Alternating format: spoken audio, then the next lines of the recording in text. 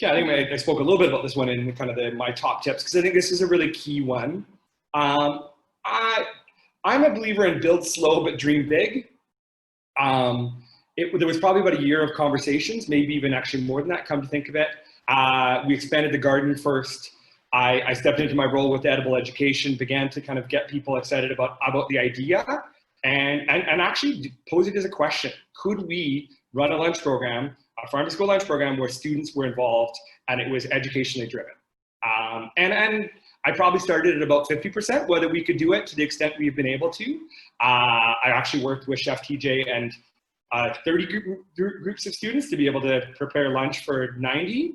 We knew that was going to be too many kids to cook, but we did it anyways and made it happen, and kind of figured out some of the things that we would need to tweak, and just kind of dreaming big. So, and then also bringing along the people that needed to be, right? So my principal and vice principal at the time were super supportive. We actually had created a food literacy committee, so teachers and my principal were quite engaged in that. So it was a conversation with those teachers. My principal became a very big champion and actually came to the farm to cafeteria training session that happened.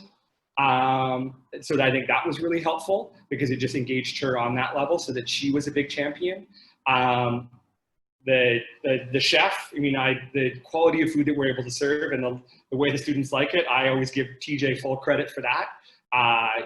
And then developing relationships with farmers, right? So Fresh Roots has some urban farms, so we were able to get some product from them as one of the charitable partners we work with.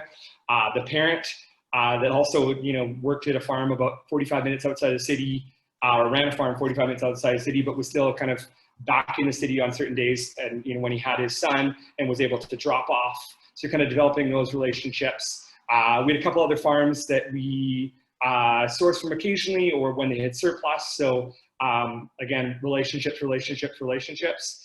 And then students. I think through the edible education program, and like I said, kind of helping students to design the menu. And we actually laid out about 30 different options of what kids wanted. And it is actually the Lord Roberts, the school I'm at, is the most diverse school I've ever come across. I think there's 44 different first languages. So what the kids wanted blew my mind, and what they requested and what we've been able to try in terms of just cultural diversity and just really interesting stuff. So having them be excited about that. And then in terms of students, having the students apply. So the way that it's built is the grade 5, 6 students, 6, 7 students have to apply to be part of the chef team.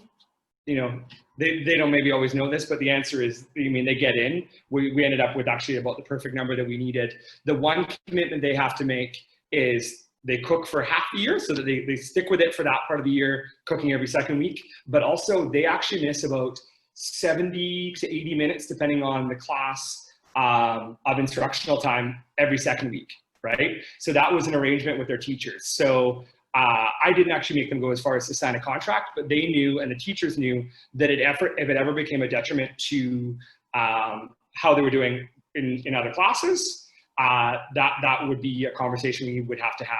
After a full year and 80 kids, that never happened, which I'm pretty excited about. I was always checking in with teachers to see, hey, is this becoming an issue? And for the most part, it was great. And teachers, it was never something we actually ever had to sit down and work with students on.